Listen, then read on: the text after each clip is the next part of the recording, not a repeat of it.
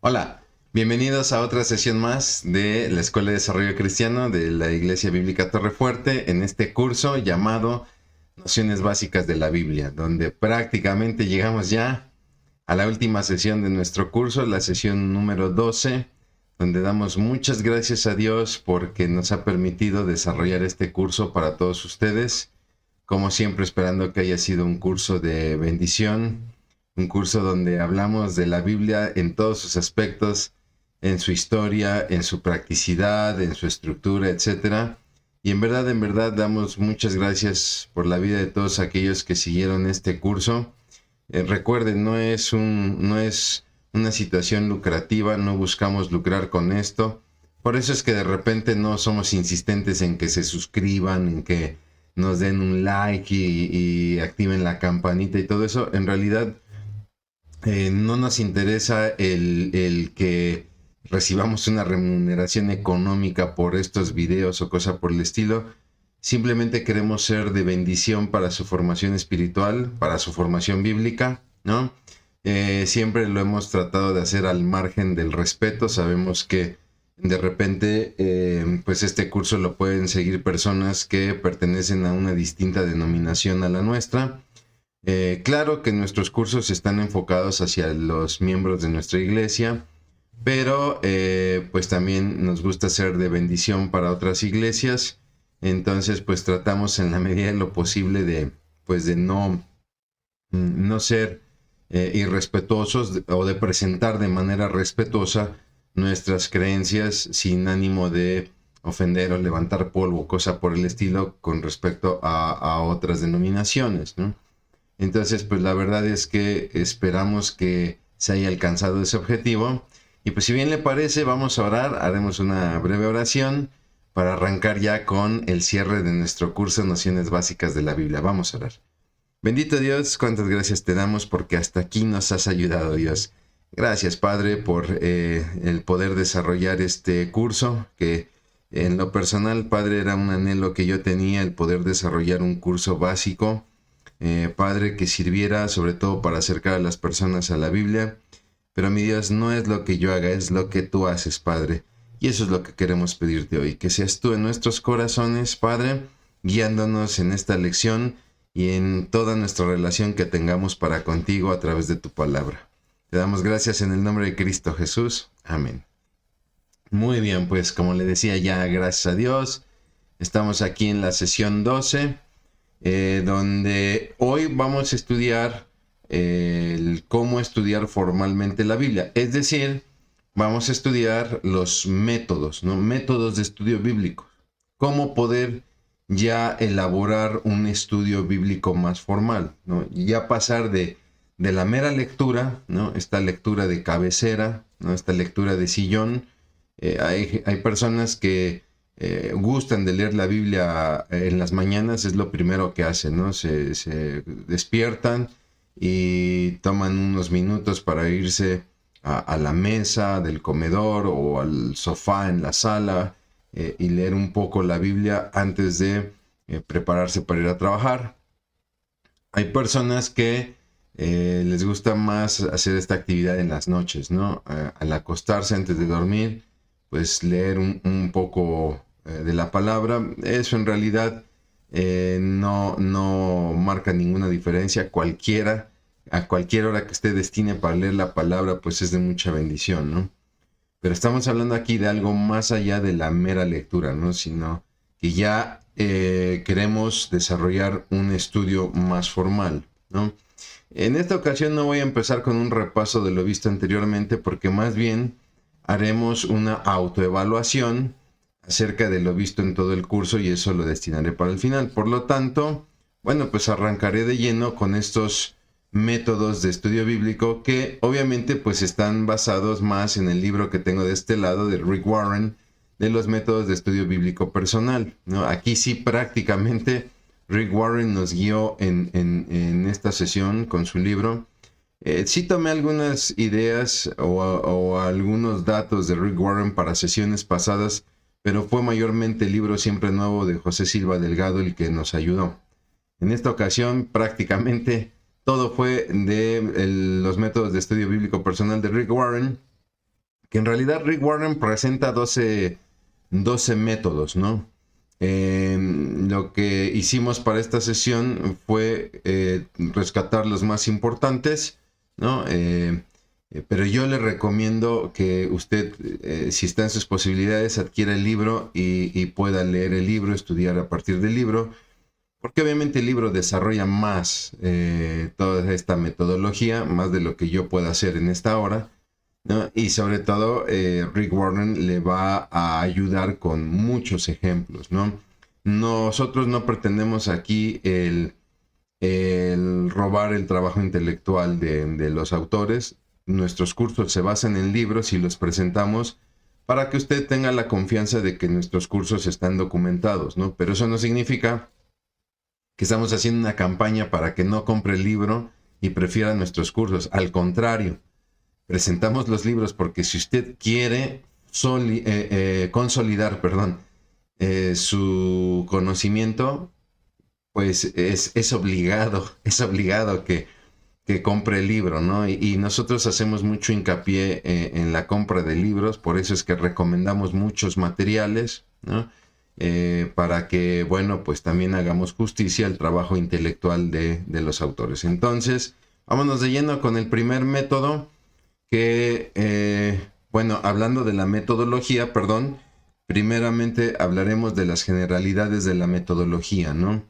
Donde primero que nada es importante, ante el método que usted escoja, lo primero que tiene que hacer es destinar un tiempo para el estudio de la palabra, ¿no? No puede ser un tiempo en el que usted va a estudiar la palabra en lo que ve la televisión, en lo que escucha música, bueno, más bien dicho el radio, ¿no? O en lo que, no sé, está haciendo alguna actividad, ¿no? Alguna persona que esté en la mesa, no sé, pelando papas o limpiando ejotes y quiere hacer el estudio de la Biblia, no es recomendable, ¿no? Hay que tener a la mano herramientas adecuadas. Yo le invito a que vea usted la sesión pasada, le eche un repaso a todas estas herramientas. Vimos cómo utilizar las herramientas bíblicas tanto dentro de la Biblia como fuera de la Biblia. Y hoy iremos viendo algunas de ellas ya en el campo de acción de la metodología, ¿no?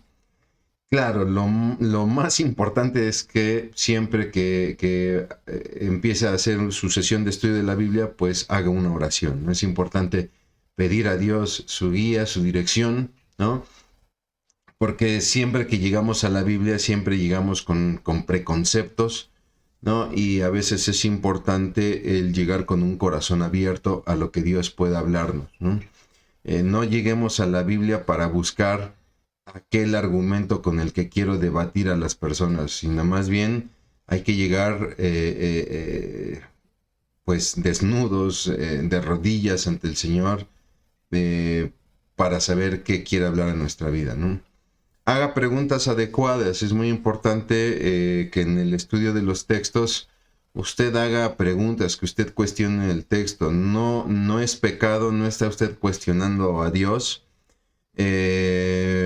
Cuestionar a Dios en un mal sentido es cuando no queremos obedecerle, ¿no? Cuando tenemos una dirección clara de parte de Dios para nuestra vida y simplemente no le queremos obedecer y cuestionamos su autoridad.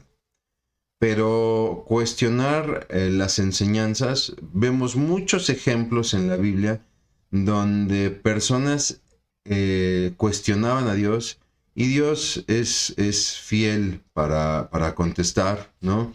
Porque creo que lo que menos quiere Dios es una fe ciega. Es una fe ciega donde la gente vaya sin razonamiento a los puntos doctrinales, ¿no? Recuerdo, me viene a la mente el pasaje de Nicodemo, ahora que para este curso hemos leído Juan, donde Nicodemo hace preguntas al Señor, ¿no? El Señor le dice: Nicodemo, te es necesario nacer de nuevo. Y Nicodemo no entiende esto y él empieza a preguntar: ¿cómo acaso el hombre puede volver a entrar al vientre de su madre y salir? ¿No? O sea, ¿cómo es esto de nacer de nuevo? Y vemos a nuestro Señor Jesucristo cómo él empieza a explicarle qué es esta novedad de vida, en qué consiste esta novedad de vida, ¿no? Y así podemos ver a un Job preguntándole a Dios del por qué está sufriendo, ¿no? Podemos ver a un Habacuc preguntándole a Dios por qué el pueblo está pasando por lo que está pasando, ¿no? Y siempre lo hemos dicho, en el cristianismo no se trata de no hacer preguntas, se trata de saber dónde buscar las respuestas. Hoy muchas personas, los ateos por ejemplo, cuestionan muchas cosas de Dios y nos enojamos porque cuestionan las cosas de Dios, pero siendo sinceros, muchas de las cosas que ellos preguntan, también nosotros nos las hemos preguntado, ¿no? Creo que la diferencia está en que muchas veces el ateo busca respuestas en la ciencia o en ellos mismos, ¿no? Y no le dan oportunidad a la palabra de buscar la respuesta en ella, ¿no? Porque simplemente han decidido rechazarla. Lo que la verdad hace de esto un ejercicio, si lo vemos intelectualmente, pues es un ejercicio injusto y muy parcializado, ¿no? Si usted viene a mí con un argumento, yo necesito escuchar ese argumento, necesito escuchar las fuentes de su argumento para que yo pueda ofrecer mi contraargumento.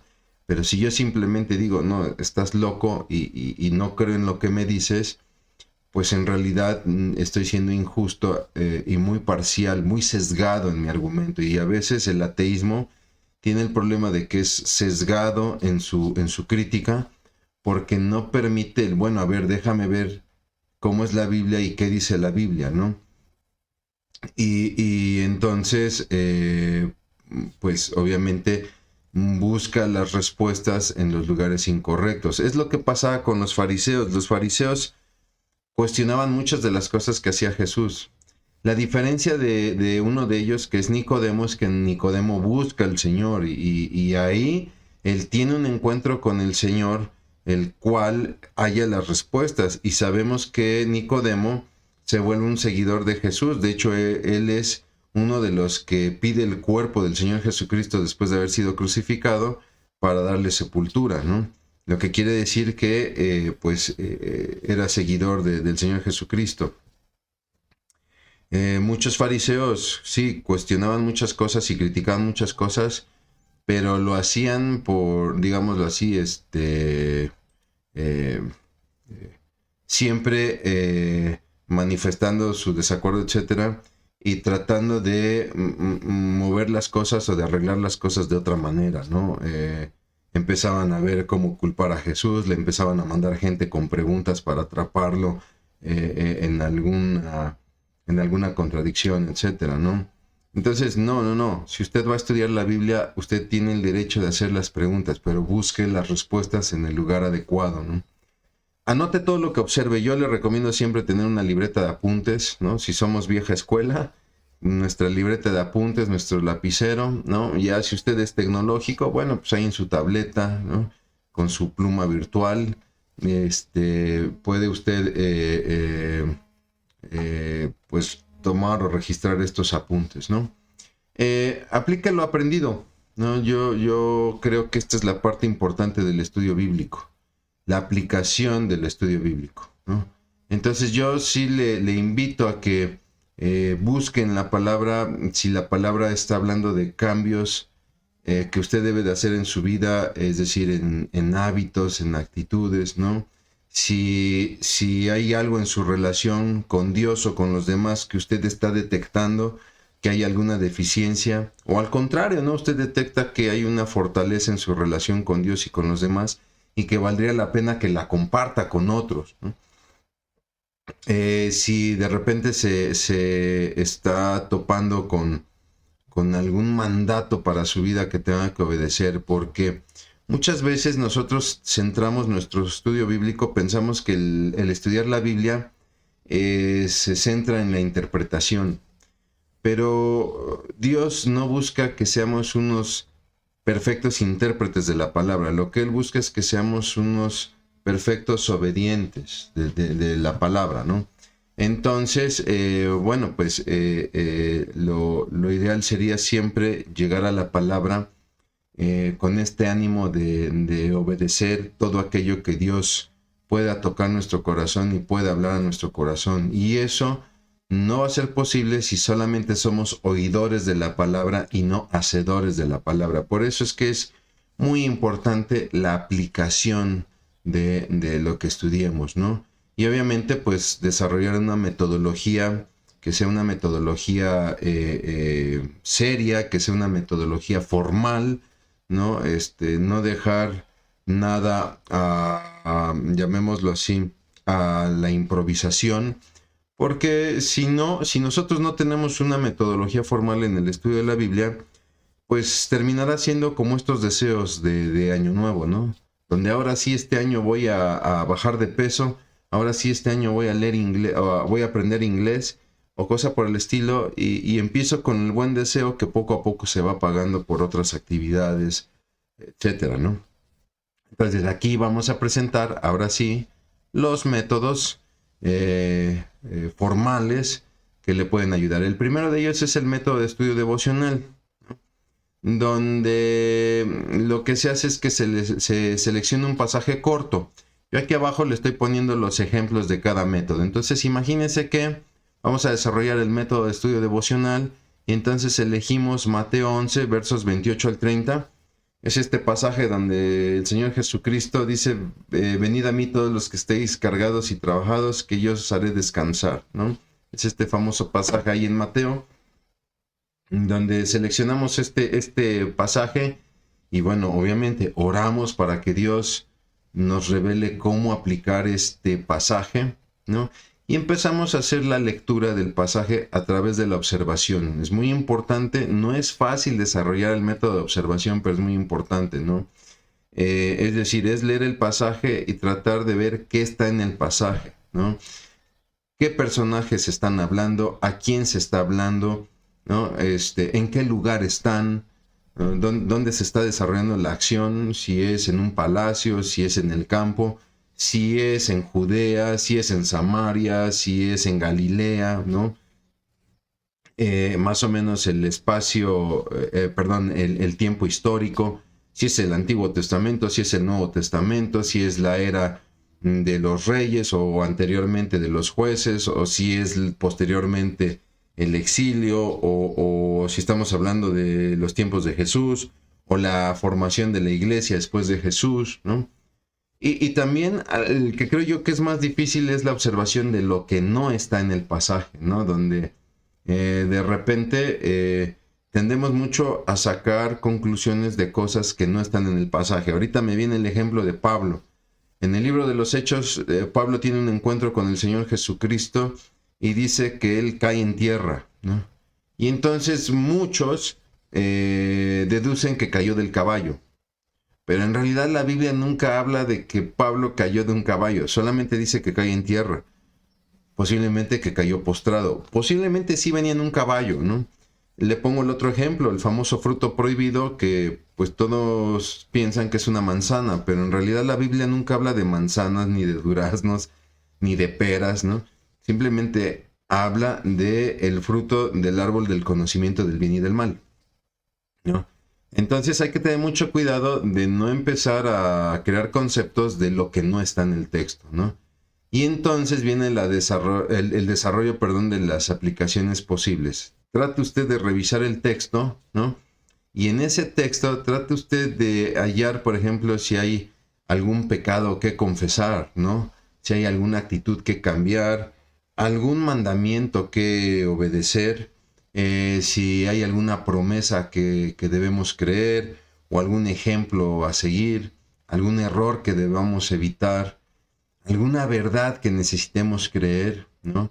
Alguna petición, una oración que tengamos que hacer, sobre todo, por ejemplo, puede ser alguna oración de intercesión, ¿no? Si tenemos que orar por las necesidades de otro, si tenemos que orar por nosotros mismos, ¿no?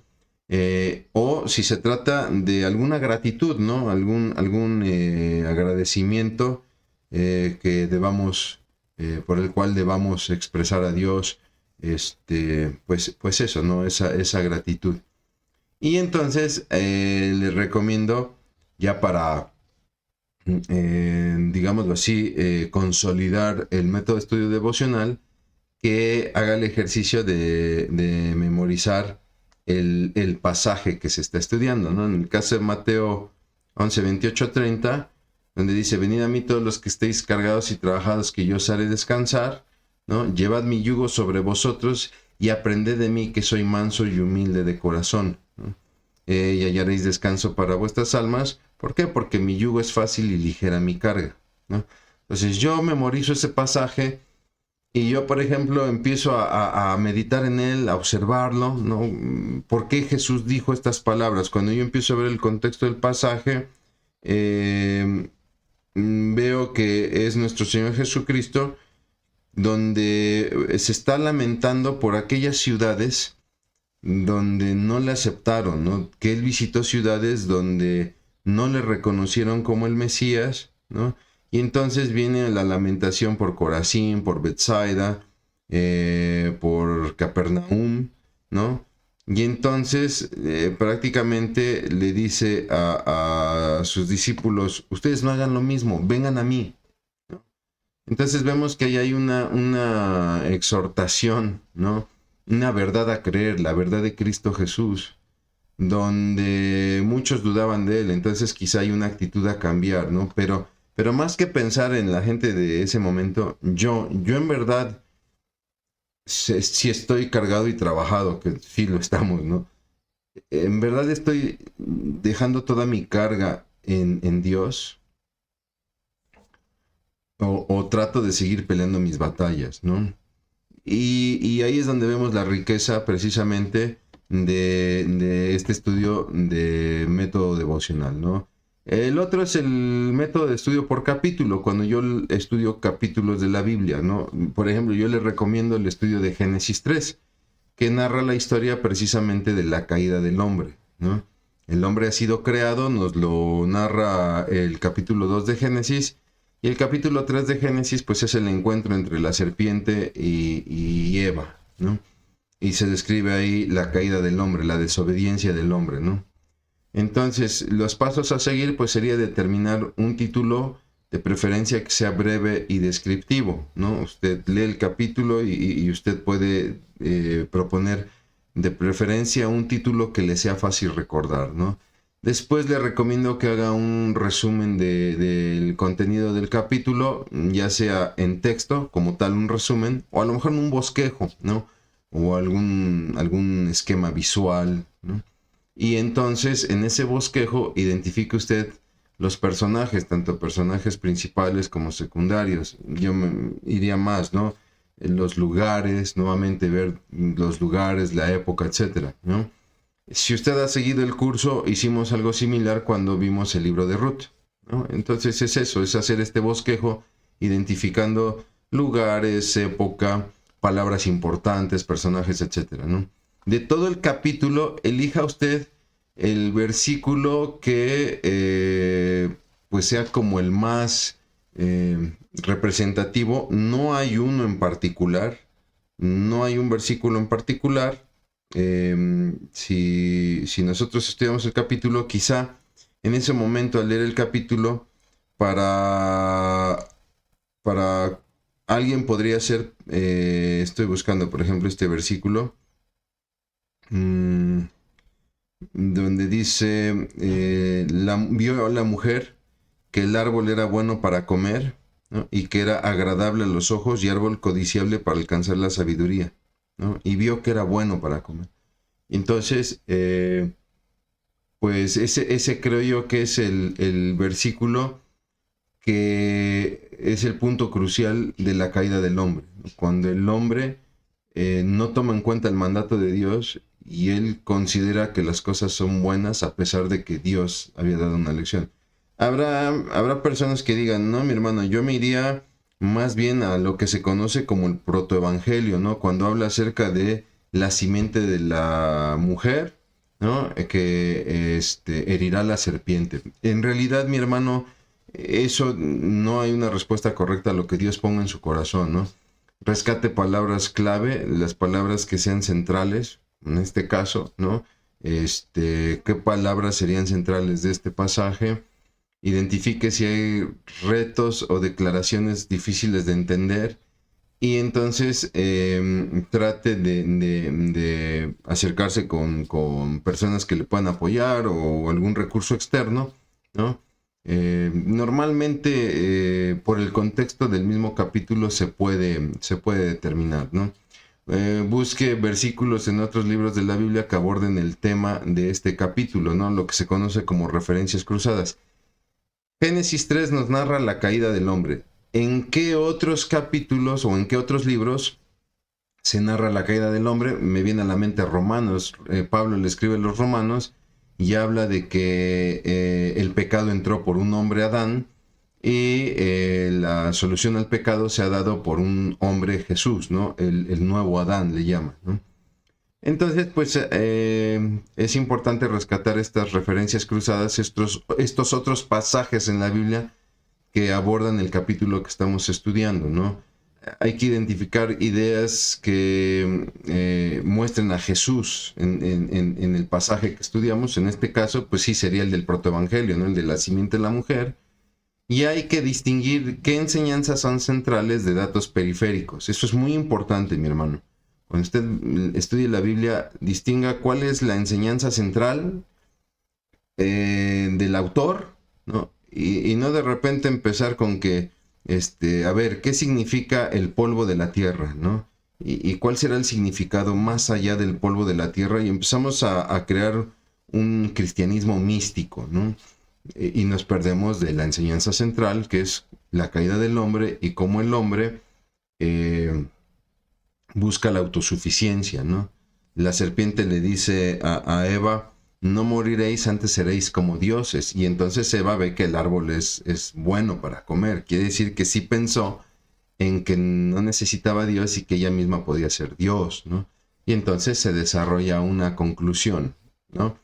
El siguiente método es el método de estudio por cualidad de carácter, ¿no? Es decir, cuando nosotros vamos a centrar nuestro estudio en alguna cualidad del carácter. Puede ser una cualidad positiva o negativa. En este caso, como ejemplo, le pongo la mansedumbre, ¿no?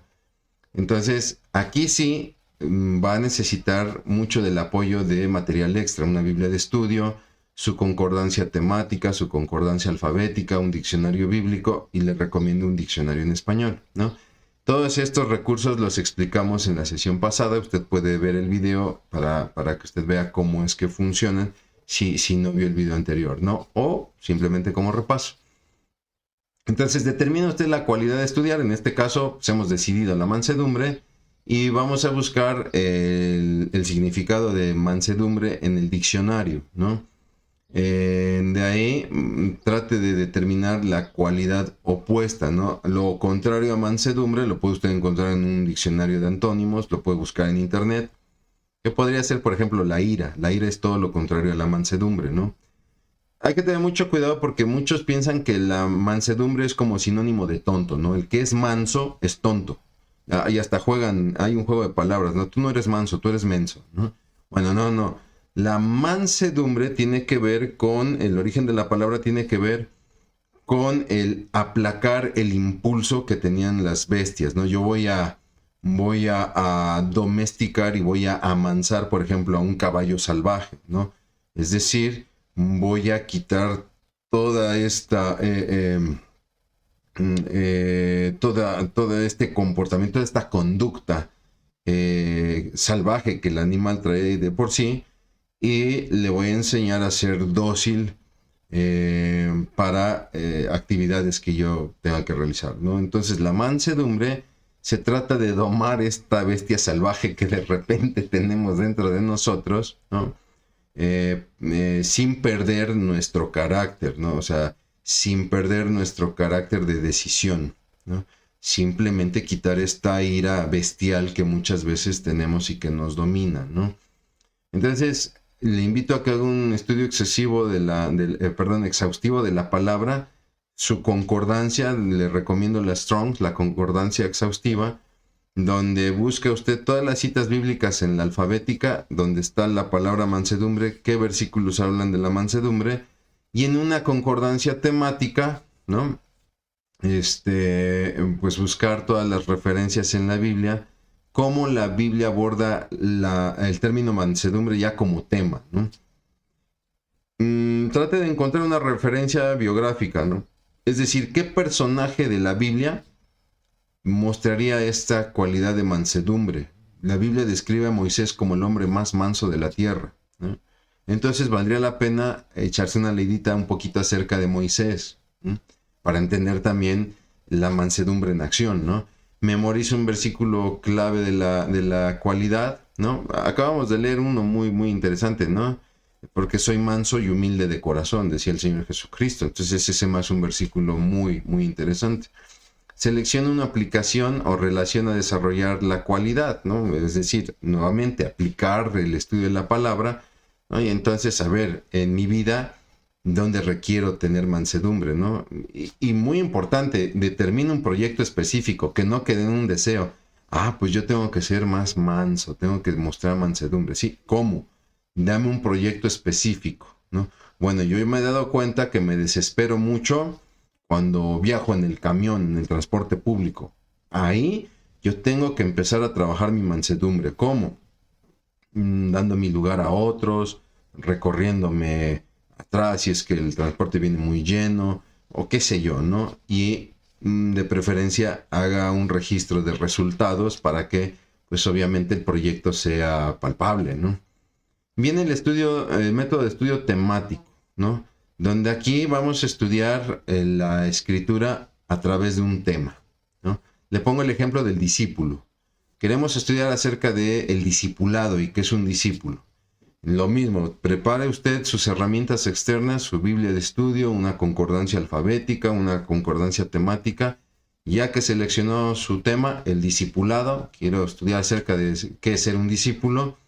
Entonces, pues se va a sus concordancias, tanto la alfabética, la temática, todos los versículos que hablen de discípulo o discipulado, ¿no? Y la Biblia, cómo, bajo qué temas maneja el discipulado, ¿no? La Biblia, cómo entiende el discipulado. Y entonces le recomiendo que seleccione preguntas sobre el tema, ¿no? Seleccione usted preguntas claves sobre el tema. Yo le recomiendo las preguntas que propone Rudyard Kipling, quien fuera el primer británico en ganar el premio Nobel de literatura, el autor del libro de la selva.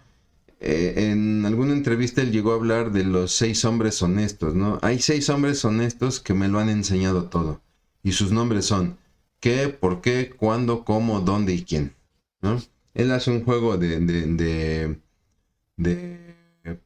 palabras en inglés con la letra W, ¿no? Why, what, why, when, how, where, and who, ¿no? Entonces, bueno, el cómo es con H, pero hace un juego de palabras con estas 6 preguntas que él dice, para mí son 6 caballeros honestos que me lo han enseñado todo. O sea, tener la humildad de preguntar todo, ¿no? Entonces, ¿qué es el discipulado? ¿Por qué tengo que ser discípulo? ¿Cuándo hay que ser discípulo? ¿Cómo es el discipulado? ¿Dónde debo de ser discípulo? ¿Y para quiénes es el discipulado? Y obviamente ahí, mi hermano, la palabra se va a volver ahí usted va a ver el valor de la palabra, ¿no? El poder de la palabra. Aplique preguntas a cada referencia que haya usted encontrado en sus concordancias, por ejemplo, ¿no? O al menos en las más importantes. Y empiece a establecer conclusiones, lo mismo, a través de un bosquejo o un resumen. Y entonces establezca usted una aplicación en su vida, ¿no? Yo quiero caminar en un discipulado, entonces, pues, igual un proyecto que podamos aterrizar acerca del discipulado, ¿no? El siguiente que tenemos, pues, es el método de estudio biográfico, donde aquí lo que vamos a hacer es que vamos a seleccionar a un personaje para estudiar su biografía. Yo le propongo a Juan el Bautista. Entonces, lo mismo, prepara sus herramientas externas. Digo, está su Biblia de estudio, pero también sus concordancias y su diccionario bíblico, ¿no? Y entonces, ya que seleccionó al personaje, empiece a registrar sus primeras impresiones. Yo le recomiendo, por ejemplo, yo me iría primero por la concordancia temática. Yo en la concordancia temática buscaría Juan el Bautista, ¿no? Primo de Jesús, y todas las citas que hablan de que era el primo de Jesús, ¿no? Profetizado en el Antiguo Testamento, y entonces seguramente me va a dar la cita de Isaías, si no me equivoco, es Isaías 40, ¿no? Así, todos los temas que desarrolla la Biblia acerca de Juan el Bautista, ¿no? Y entonces me iría yo a mi concordancia alfabética para ver qué versículos hablan de Juan el Bautista, donde puedo encontrar su biografía en Lucas. Lucas creo que es el evangelio que mejor describe la biografía de Juan el Bautista. Y le he hecho una lectura a Juan el Bautista, ¿no? Al pasaje que describe su vida para tener mis primeras impresiones. De ahí hay que realizar una cronología del personaje, ¿no? Una línea de tiempo donde, pues, si se narra desde el nacimiento o desde su aparición y cuáles fueron sus acciones de manera cronológica. Recuerde que muchas veces la Biblia no sigue una línea cronológica, ¿no? Entonces, a veces el trabajo no es tan sencillo porque de repente, ya avanzado el texto, resulta que la Biblia me está narrando una situación de los primeros días del personaje, ¿no? Entonces yo tendré que acomodarlo en esta cronología. Identifique las cualidades o los defectos de este personaje, ¿no? Del personaje que usted eligió. ¿Cuáles eran las cualidades de Juan el Bautista, ¿no? Una persona muy entregada al Señor, ¿no? Una persona que va a ser fiel a su nacerato, que va a ser fiel en cuanto a buscar a Dios, una persona que va a reconocer al Señor Jesucristo y va a mostrar humildad ante el Señor Jesucristo, ¿no? Y defectos, si se le puede encontrar defectos, ¿no? Algo maravilloso que tiene la Escritura es que nos presenta a los personajes con virtudes y defectos, cosa que mucha literatura religiosa no lo hace, ¿no? Nos presenta siempre las cualidades de los personajes, pero no nos presentan los defectos. Y la Biblia en ese sentido es muy transparente, ¿no? Y podemos ver que de repente Juan el Bautista en ciertas situaciones era un tanto legalista, ¿no? Es cierto, muchos dicen, Juan el Bautista era muy frontal y confrontaba a los fariseos y les llamaba camada de víboras, ¿no? Pero a veces eso puede ser un defecto en cuanto a la imprudencia. Tan es así que no nos sorprendería el que haya sido apresado, ¿no? El que fue delante de Herodes a confrontarlo, ¿no? Y eso le costó ser apresado y decapitado, ¿no? Y yo sé que muchos van a decir, hermano, pero pues eso es lo que se tiene que hacer, hay que ser valiente y no compartir cosas de Dios con tapujos, ¿no? Pero el Señor Jesucristo, cuando habla con sus discípulos y les dice que muchos de ellos serán llevados a los juzgados y serán cuestionados, el mismo Señor Jesucristo les dice, ojo, tienen que ser ustedes prudentes como serpientes y astutos como palomas o sencillos como palomas, ¿no? Es decir, no sean alebrestados, no empiecen a generar política o carrilla para mostrar el evangelio, sino traten de ser sabios. A mí me encanta mucho el pasaje de Pablo, donde están casi a punto de lincharlo, están los saduceos, están los fariseos, ¿no? Y Pablo es muy prudente como la serpiente, muy astuto muy prudente como la paloma y muy astuto como la serpiente, ¿no? Y entonces Pablo, en medio de estos dos grupos, dice, pues yo lo único que hice fue predicar a Jesús resucitado, que era un tema de conflicto entre esos dos grupos. Y entonces, pues los fariseos dicen, yo no hallo culpa en este hombre, si es cierto, Jesús ha resucitado. Y los saduceos que no creían en la resurrección, no, ¿cómo no? Están locos, eso es imposible. Y entonces se gesta una pelea entre estos grupos y Pablo sale librado, ¿no? Y creo que a veces esto es muy importante para cuando nosotros compartimos el evangelio, ¿no? Cometemos el error a veces de querer ser frontales y terminamos siendo imprudentes, impertinentes y terminamos hasta lastimando a las personas y por ende las personas reaccionan contra nosotros, inclusive hasta lastimándonos también, ¿no? Entonces, bueno, esa es una enseñanza que podríamos encontrar, por ejemplo, en Juan el Bautista en sus cualidades y defectos, ¿no? Buscar un rasgo interior en la persona, o sea, ya algo mucho más profundo. La devoción de Juan el Bautista es muy interesante, ¿no? Registre verdades bíblicas en la vida del personaje, ¿no? Es decir, de los principios que la Biblia nos enseña, ¿qué verdades bíblicas usted puede ver en el personaje? Hace rato hablábamos de la mansedumbre y decíamos, pues, Moisés. En Moisés yo encuentro la mansedumbre, pero ahí partimos del rasgo de la verdad bíblica y buscamos el personaje. Aquí es lo contrario. Yo tengo el personaje y voy a buscar el rasgo. En este caso, si tengo a Juan el Bautista, pues creo que la fe. ¿no? La fe y el arrepentimiento son principios bíblicos muy evidentes en él, ¿no? Realice el resumen de la persona, un resumen, un bosquejo, y ahora establezca una aplicación en su vida, ¿no? ¿Cómo yo en mi vida puedo imitar las virtudes de Juan el Bautista, por ejemplo, ¿no? Y desarrolle un estudio en donde usted presente a su personaje, ¿no? Donde usted, si está estudiando en grupo con otras personas, pueda usted presentar todo lo que indagó, lo que investigó del personaje y lo pueda compartir, ¿no? Esto es muy bueno, esto se lo recomiendo mucho, sobre todo si usted comparte la palabra de Dios a otros, le va a ayudar mucho, mucho. Cuando de repente esté en la sala de espera en el hospital, ¿no? Y muchas veces estamos, ¿cómo le compartiré a la persona? O la persona nos empieza a decir que está desesperada, que es enfermo, bla, bla, bla, y usted empieza a hablar directamente de Dios, la persona puede cerrarse, ¿no? Ay, creo que este es un religioso, etcétera, ¿no? Pero si usted se va por medio de un personaje, fíjese que yo también leí acerca de un personaje que tenía problemas, que de hecho inclusive hasta atacaba a las personas, se llamaba Pablo, y era una persona que se dedicaba a perseguir a otros y inclusive hasta participaba en la muerte, y sin embargo hubo algo que cambió su vida, y entonces ahí usted puede empezar a compartir, ¿no? El método de estudio por tópicos se parece al temático, pero este es diferente, ¿no? Donde aquí no vamos a tomar un tema en particular, sino un tópico es, digamos, una especie como de conjunto de temas, ¿no? Y le pongo como ejemplo las parábolas del reino, ¿no? Yo quiero hacer un estudio de todas las parábolas del reino. Ese es mi tópico.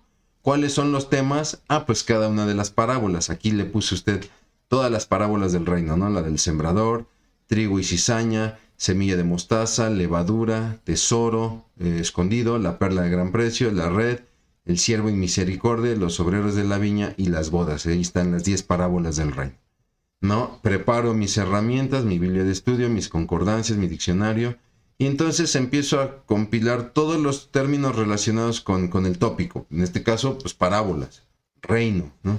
Y entonces reúno todas las referencias bíblicas, analizo cada referencia por separado, por ejemplo, cada una de las parábolas, y ya una vez que he hecho mi análisis de cada una de las parábolas, entonces comparo para ver qué puntos hay en común, ¿no? Qué puntos son derivados. Y entonces hago el resumen o condenso todo mi análisis en un bosquejo y empiezo a determinar conclusiones. Y de esas conclusiones nuevamente establezco una aplicación en mi vida. Muy importante, siempre sacar conclusiones para aplicarlas en la vida. Si no, el estudio bíblico no tendrá mucho sentido, ¿no? El método de estudio de palabra, ¿no? Aquí ya me voy a una palabra en particular, ¿no? En este caso yo quiero estudiar la palabra siervo. No lo confunda con el anterior, uno que teníamos aquí, que era el temático, ¿no? Yo aquí no estoy estudiando la palabra discípulo, yo estoy estudiando el concepto discípulo, ¿no? En el caso del estudio de palabra, yo voy a estudiar siervo por la mera palabra siervo. Este obviamente va a requerir muchas herramientas. Necesita su Biblia de estudio, varias Biblias en varias versiones, varias traducciones, sus concordancias, alfabética, temática, el diccionario bíblico, pero también yo le recomiendo un diccionario expositivo, muy importante, y el diccionario en español, ¿no? Entonces, ya que escogió su palabra, siervo, ¿ok? Va usted a buscar la definición en español, ¿no? Muy importante, cómo entiendo yo la palabra en mi idioma.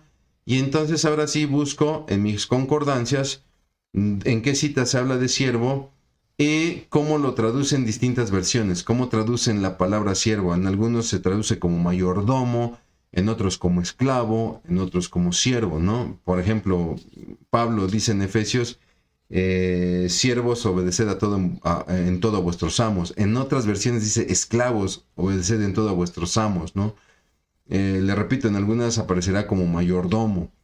Escriba la definición original, esa usted la va a encontrar ahí en la concordancia, ¿no? En la concordancia, si usted va en Antiguo Testamento, va a encontrar la palabra en hebreo, el Nuevo Testamento lo encontrará en griego, que es doulos, ¿no? Y entonces ahí usted podrá registrar la concordancia, cómo trabajó o cómo definió esa palabra, ¿no?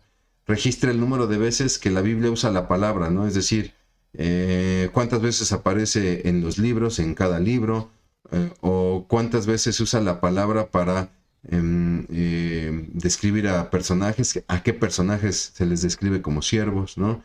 Cuándo se usa por primera vez la palabra en toda la Biblia, o en el Antiguo Testamento, o en los Evangelios, ¿no? Dependiendo también de usted a dónde quiere llevar su estudio de la palabra, ¿no? Muy importante investigar la raíz etimológica, por eso le recomiendo el diccionario expositivo, y determinar el uso de la palabra en los pasajes bíblicos, ¿no? Ya con el campo semántico aclarado de la palabra, ¿no? Y con toda su etimología, empiezo a ver los versículos que encontré en mi concordancia y empiezo a ver cómo se fue usando la palabra en distintas connotaciones, ¿no? Y pues obviamente, ya que tengo el contexto de la palabra, en este caso siervo, ¿cómo podría yo aplicarlo a mi vida? ¿Qué significa entonces para mí ser siervo y qué significa servir? El siguiente método de estudio, pues es el método de estudio trasfondo, ¿no? Si usted lo va viendo, los métodos se van volviendo cada vez más complejos, ¿no? Y este también es complejo porque este es un método que lo que busca es estudiar un tema de la Biblia con todo el trasfondo histórico, geográfico, cultural. Por lo tanto, usted va a necesitar su Biblia, una Biblia de estudio de preferencia, su diccionario bíblico, un manual de usos y costumbres, un atlas bíblico, ¿no? Es decir, donde puede usted encontrar los mapas, los planos de una ciudad o planos de un templo, etcétera, ¿no? Elige su tema. Yo le propongo aquí, por ejemplo, la carta de Filemón, ¿no? Donde no voy a leer la carta por leer la carta y enterarme que Pablo le pide a Filemón que perdone a su esclavo Onésimo, quien se escapó, quizás hasta se escapó y se robó algo, ¿no? Y resulta que este Onésimo, este esclavo que escapó, se vuelve cristiano y entonces Pablo lo manda con Filemón, pero antes Pablo manda una carta a Filemón: oye, te mando Onésimo, te pido que lo recibas, ya no como tu esclavo que se escapó, sino como tu hermano en la fe, ¿no? Y si en algo te dañó, yo te lo pagaré, dice Pablo, ¿no? Y entonces vemos en la carta una enseñanza muy linda de perdón, ¿no? Y de valorar a las personas por lo que son. Ya no es tu esclavo, ahora es tu hermano en Cristo, ¿no? Pero aquí vamos más lejos. Para entender esta situación tendríamos que entender cómo fue la esclavitud, en este caso, en los tiempos de Roma, ¿no? Cómo era el trato con los esclavos, por qué se daba la esclavitud, cuáles eran las normas. Por ejemplo, entender que si un esclavo escapaba, ¿no? Y era tomado preso, se le podía mutilar o se le podía dar muerte, ¿no? Entonces Filemón jurídicamente tenía todo el derecho para mutilar no sé, cortarle las manos, cortarle los pies. Él podía elegir el miembro que quisiera que se mutilase, ¿no? O inclusive darle muerte. Por eso la petición de Pablo es interesante. O sea, recíbelo, no actúes conforme a la ley y no actúes conforme a tu corazón agraviado. Oye, pero es que me robó. Sí, pero ya está arrepentido. Es tu hermano en Cristo. Recíbelo, ¿no? Entonces, con este trasfondo, pues obviamente el estudio adquiere otra dimensión, ¿no? Elija entonces el tema o libro, reúna los materiales de consulta y, por ejemplo, váyase usted al Atlas, vea cómo está la situación geográfica, dónde vivía Filemón, ¿no? Hacia dónde escapó Onésimo, si estaba con Pablo ya en la prisión, que sí que estaba en Roma, ¿no? Entonces, de Roma, Filemón estaría ahí en el Asia Menor. Entonces, ¿cómo geográficamente se están dando las cosas? Hay que indagar el contexto histórico y el cultural, cómo era la esclavitud, las costumbres, etcétera, en la Roma del primer siglo. Investigue la situación política del momento, ¿no? En algunos casos hasta se nos dice que los personajes son importantes. Sabemos que Filemón era alguien importante porque se daba el lujo de tener un esclavo, ¿no? Lo mismo pasa con Teófilo, aquel gran personaje al que Lucas le escribe el Evangelio y el libro de los Hechos, ¿no? Desarrolle todo el resumen de su investigación. Estamos hablando de que es una chamba amplia, mi hermano, ¿no? Y entonces, en base a todo eso, ahora sí usted puede establecer la aplicación. Note que casi siempre las aplicaciones vienen de los resúmenes que prácticamente rescatan los aprendizajes. El método de estudio del libro es el último, donde yo escojo un libro, le propongo el libro de Jueces, preparo mis herramientas, ¿no? Mi Biblia de estudio, varias versiones, un diccionario bíblico, mi comentario bíblico, aquí es muy importante el uso del comentario bíblico, y también un manual de usos y costumbres. Y de entrada, lea todo el libro, échele un vistazo a todo el libro, no se detenga a analizarlo, lea todo el libro para tener un entendimiento panorámico. Y ahora sí, el segundo paso, o en el tercer paso, vuelva a leer el libro ya un poco más detenido, empieza a tomar notas, tanto notas generales de todo el libro, como por capítulos. Haga un estudio de trasfondo histórico y cultural con su manual de usos y costumbres y empiece a realizar todo el bosquejo general del libro.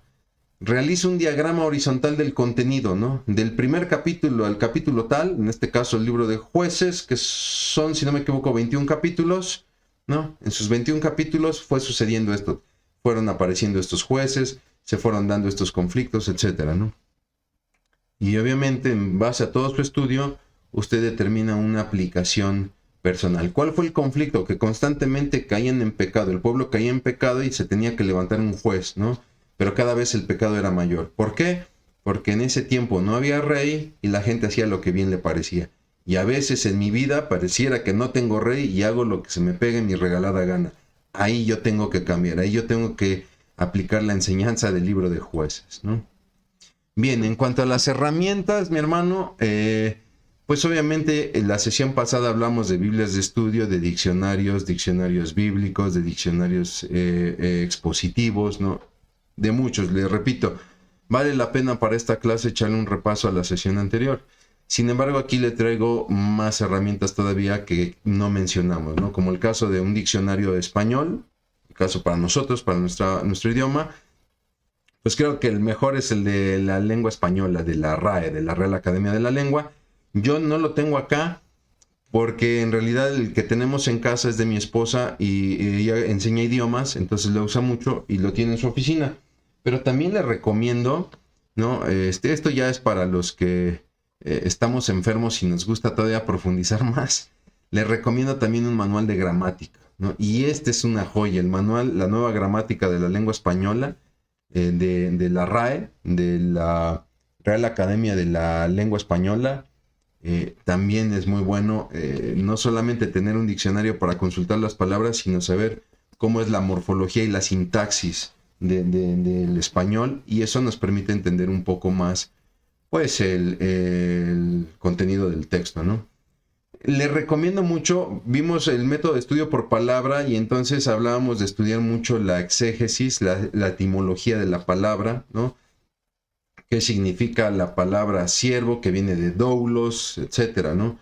Pero muchas veces por estudiar la exégesis de las palabras podemos cometer errores de interpretación. Le recomiendo a Donald A. Carson con sus falacias exegéticas, ¿no?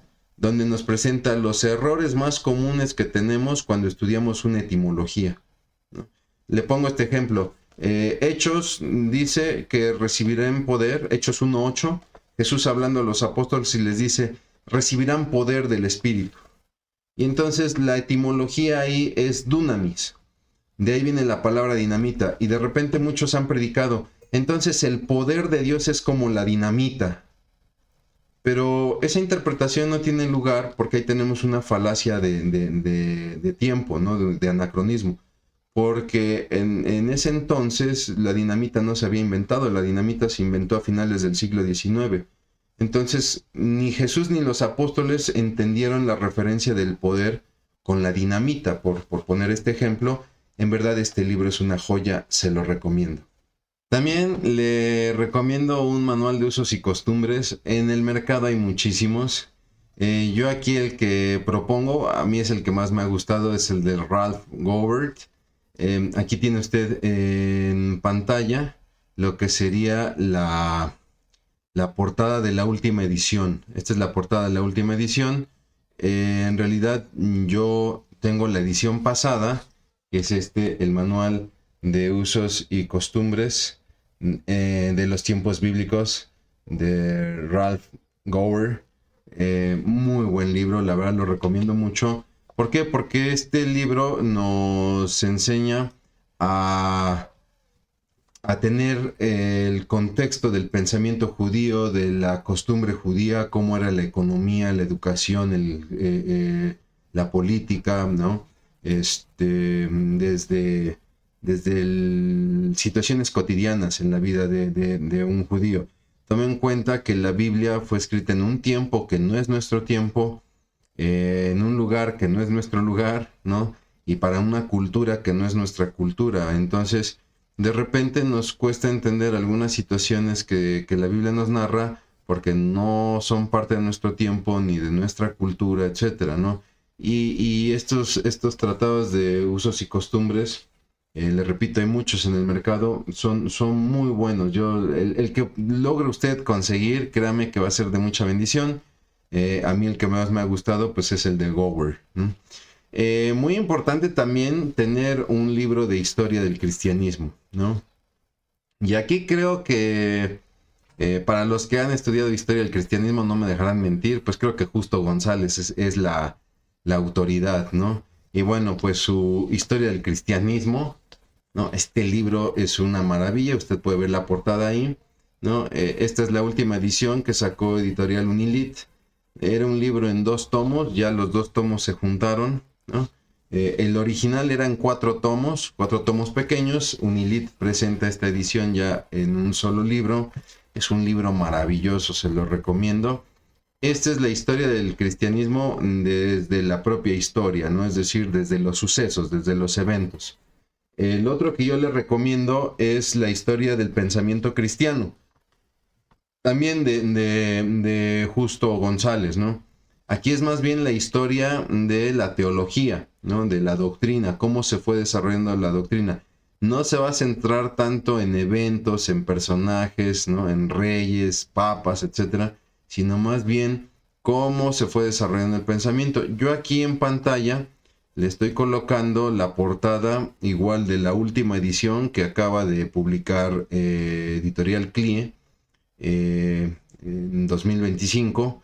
¿No? Yo todavía tengo la edición pasada, esta es la edición pasada de la historia del pensamiento cristiano, también de Justo L. González. En el mercado hay muchos libros de historia del cristianismo. Uno que he visto, que le soy sincero, desconozco, pero que el autor es de confianza, pues es Alfonso Ropero, el actual director de Editorial CLIE. Tiene también su historia del cristianismo, ¿no? Aquí, por ejemplo, tengo el de Scott, ¿no? Me lo obsequió Kenneth Scott, es su historia del cristianismo, no tiene portada realmente, pero aquí puede ver usted la historia del cristianismo de Kenneth Scott.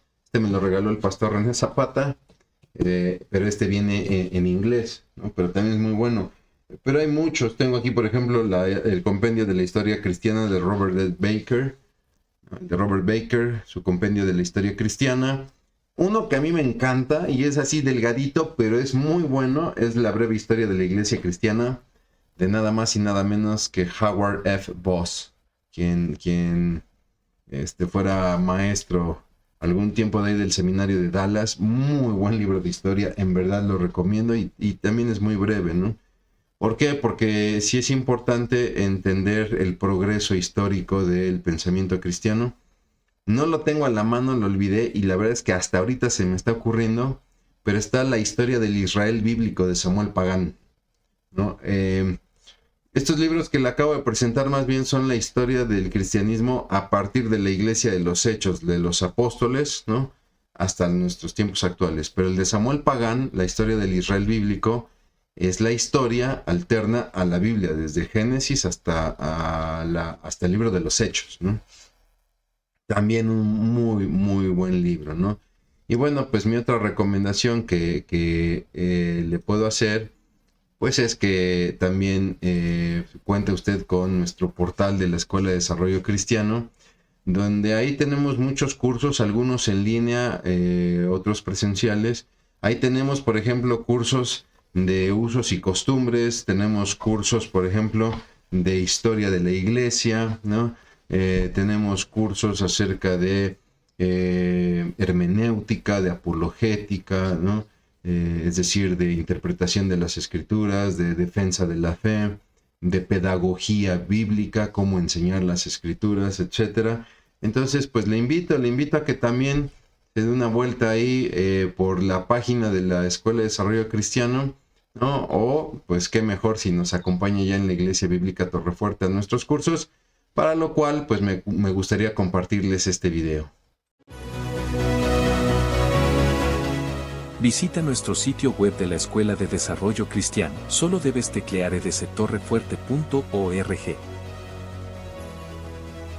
Allí encontrarás información sobre nuestra iglesia e información acerca de nuestro ministerio. También, ahí publicamos anuncios sobre nuestros periodos escolares y los cursos que ofrecemos, así como nuestro plan de estudios. Si perteneces a un ministerio, o simplemente quieres desarrollar tu conocimiento bíblico, puedes ingresar a nuestras clases virtuales, donde accederás de manera gratuita a cualquiera de las sesiones de nuestros cursos disponibles y obtener material de apoyo como reportes de clases o actividades, para presentarlas a tu líder de ministerio o para tu preparación autodidacta.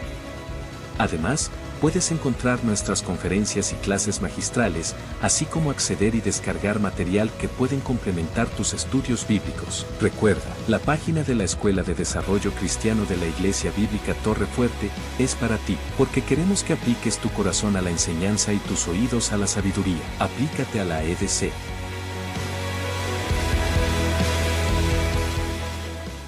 Y bueno, pues queda abierta la invitación en esta oferta que como Iglesia Bíblica Torrefuerte pues también les hacemos, ¿no? Bueno, mi hermano, mi hermana, pues es el momento de la evaluación, ¿no? Esta autoevaluación donde usted puede tomar esta lista que le comparto acá y usted puede ir tildando aquello que a través del estudio de este curso, de sus tareas, pues usted mejor que nadie sabrá si logra el objetivo, ¿no? Es decir, después de este curso, usted maneja las referencias de las citas bíblicas, usted entiende ahora cómo se interpretan las referencias bíblicas con las abreviaturas, los números. Usted conoce la estructura general de los libros de la Biblia, tanto en los testamentos como en las divisiones de los históricos, la ley, los poéticos, proféticos, etc.